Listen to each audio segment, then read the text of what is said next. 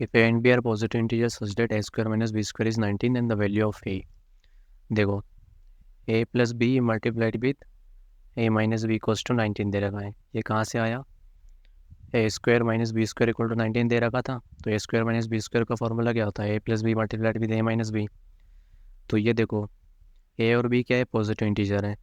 तो ये इंटीजर है, ये इंटीजर है, दोनों मिलके क्या बनेगा? एक नया इंटीजर।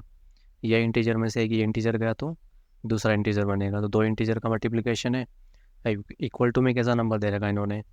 इक्वल टू में एक ऐसा नंबर दे रखा है जो कि प्राइम नंबर है। अब प्राइम नंबर को आप दो इंटीजर के मल्टीप्लिकेशन में लिख सकते हो क्या? केवल एक ही केस है, जब आप 19 × 1 लिखो।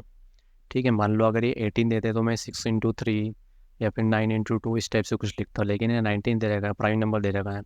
अब इसको केवल 19 × 1 ही लिख सकते हो। एक ही तरीका है जो आप इंटीजर इंटू इंटीजर के फॉर्मेट में ला सकते हो। तो इसका मतलब क्या हुआ कि ए प्लस बी हमारा 19 है और ए माइनस बी हमारा 1 है।